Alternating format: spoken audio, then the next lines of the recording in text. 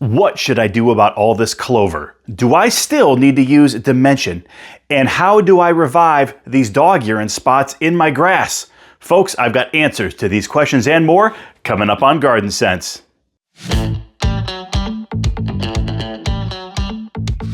Hey everybody, I'm Tim Ward and welcome back to Garden Sense. Well, folks, you have been making my inbox explode the last 7 days, as I have had over 150 emails that I've needed to respond to. Now, it certainly didn't help the fact that my family and I decided to take a 3-day impromptu vacation. So that definitely has caused a delay in terms of me getting back to everyone. So if I have not gotten back to your email just yet, don't worry. I promise if I've received it, you're gonna get a response from me real soon. Now, because of all those emails, we selected 5 questions that we wanna review here today. And I'll be honest with you, a lot of those emails dealt with Dimension. So we've got a couple of questions to address about Dimension. So buckle up everybody, let's jump right in. The first question is from Tim.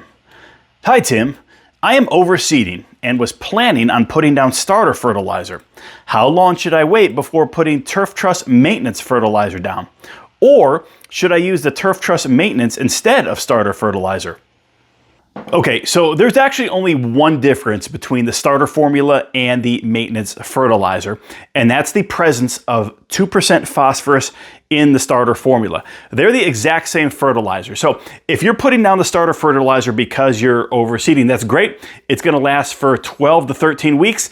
And then if you want to transition to the maintenance fertilizer at that point, you can for your second feeding in that June time frame. Now, I'll be perfectly honest with you. If you don't have any restrictions in your area as far as using phosphorus in your fertilizers, then I would use the starter formula on all 4 of your applications throughout the year. That's what I do. I live in an area where there is no phosphorus restrictions, so I use a starter formula for all 4 applications. If you can't do that and you need to transition to the maintenance, that's totally fine. Just remember though that they're exactly the same. The starter formula lasts 12 to 13 weeks, so does the maintenance fertilizer. So if you're putting down the starter now, count out 12 to 13 weeks, and that's when you want to put down either a second application of the starter formula or transitioning to the maintenance fertilizer. The next question is from Karen.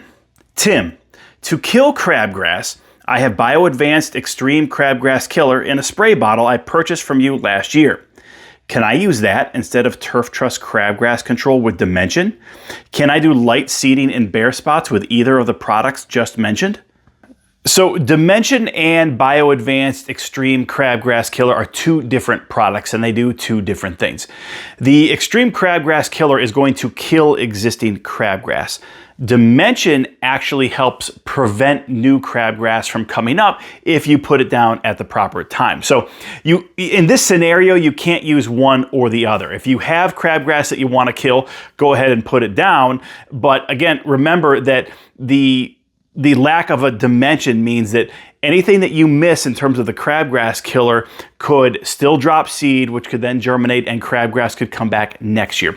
The best thing to do is to actually use them together. So I would actually hold off on killing the crabgrass right now. I would get Dimension down immediately. And then when things warm up a little bit in the next couple of weeks, once you hit that 50 and 60 degree weather mark consistently, that's when you actually want to put down the Extreme Crabgrass Killer to try and kill the crabgrass you have. Now, the other part of your question in terms of seeding. When you put down Dimension, you cannot overseed for up to 60 days. It takes a really long time. Again, when you think about it, that chemical barrier on the soil surface is going to prevent grass seed from germinating, as well as crabgrass seeds that get dropped or any other type of grassy weed that's dropping seed. So we don't want to overseed at that point. However, in terms of Extreme Crabgrass Killer, you can actually overseed the next day if you have a tall fescue grass. So again, based on what you're telling me, I would actually not worry about overseeding just yet. I would actually put down Dimension to try and prevent any more crabgrass from coming up. Then in the late spring, early summer, that's when I would hit it with the Extreme Crabgrass Killer to kill off the crabgrass that you do have. And then I would hold off on overseeding until the fall, which is simply a better time to overseed your lawn anyway. Question number 3 is from Luis. Hi Tim, how long do I have to wait after applying Turf Trust before applying Dimension for crabgrass? Do you ever apply on the same day? So one of the great things about Turf Trust, fertilizers, Gallery, and Dimension is that you can put those products down on the same day. So there's no chemical interaction that's going to harm your lawn. So if you already have Turf Trust fertilizers down, then go ahead and get Dimension down because now is the time anyway. The fact of the matter is we have some folks who live in areas where you're actually putting broadleaf weed control down a little bit later, especially if you're in a slightly colder climate. So there's a very good chance that you're putting down Turf Trust fertilizers, Gallery, and Dimension on the same day. Again, no chemical interaction, so don't worry about how long you have to wait. Go ahead and get that Dimension down right now because this is the time of year when you're really going to need it. The fourth question is from Kim. Hi Tim, I just moved into a house where the lawn is about 30% clover. Should we start over by removing everything and replanting grass, or would killing the clover and just reseeding the patches work? If killing clover, what is the best product and when should we use it? So given the time of year, this is what I would do. I would actually start overseeding your lawn right now. So whether you're doing the entire lawn or you're just gonna do those areas where there's a real heavy concentration of clover, go ahead and reseed those areas now. Then in the early summer, I would then go ahead and use Image all-in-one weed killer to kill the clover. And the great thing about it is, you're gonna apply it to your entire lawn. It's gonna kill clover and about 200 other potential broadleaf weeds that you may have.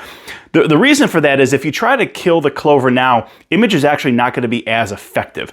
And the reason I say that is because we're still getting some colder nights and the weather is still kind of up and down, right? We're getting cold days, we're getting some warm days. You want a more consistent temperature to really allow that weed killer to work well. So again, I would actually wait on killing the clover. Overseed the lawn if you want to do that now.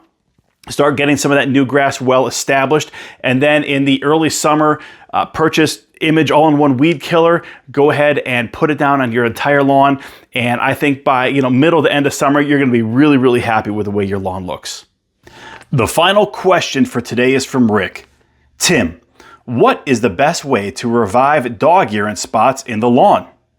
So based on the picture that you sent in, I'm really not sure that we're going to be able to revive those areas.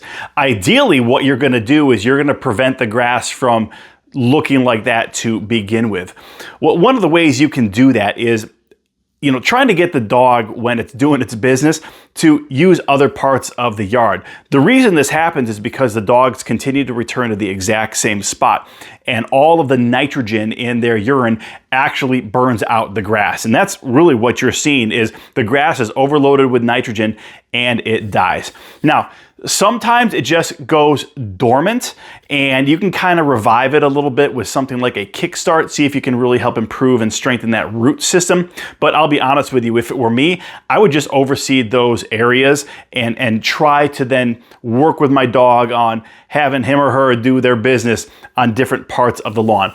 Peeing on the yard is something that all animals have to do. It's not something you can avoid, but if we can prevent them from doing it in the exact same spots over and over and over again, you really shouldn't run into this problem too much.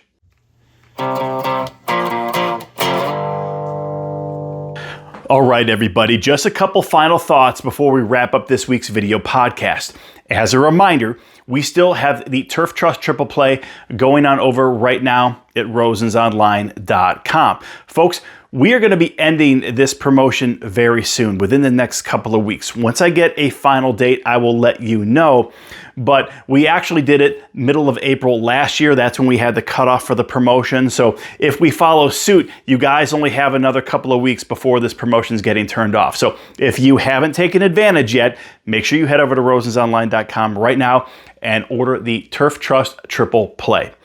Now, folks, right now is when you want to be putting down Dimension. Really now and up to early May is kind of that window in terms of getting it down so that it can be really effective in terms of preventing crabgrass.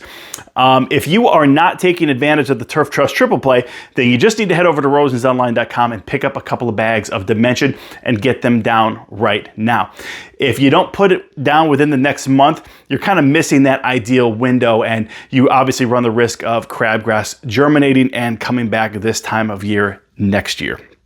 Now, the other thing that I want to mention is about the Barenbrug grass seed. I've gotten a bunch of emails about folks asking when it's going to come back in stock. Folks, we actually placed this order weeks ago, and we were really surprised that we hadn't received it. We reached out to Barenbrug. Turns out they had an issue in their facility with a bagging machine, and so they were unable to get all that grass seed properly bagged.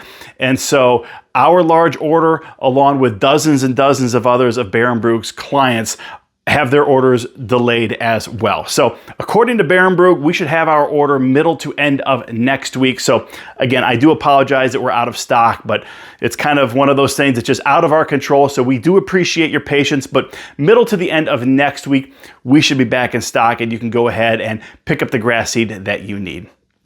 Folks, as always, we appreciate the emails that you send us each and every day. The volume has really picked up the last couple of weeks, but that's okay. We love all of the very different and unique emails that we get from you with a wide range of questions. It really excites us, and we're always happy to turn around and help those who really need help with their lawns, with their gardens, even if you don't end up purchasing the product from us. So if you need advice on your lawns, on your gardens, on your trees, on your shrubs, make sure you send an email directly to me, tim@rosensonline.com. Give me about 48 hours to respond. Again, I'm not joking when I say I got over 150 emails this past week since our last video podcast. So there's a big volume of questions out there that I do my best each and every day to devote an hour or two to answer all of you. So again, if you don't hear back from me within 48 hours, at that point, you can go ahead and send another email to ask your question, but at least give me 48 hours before you follow up.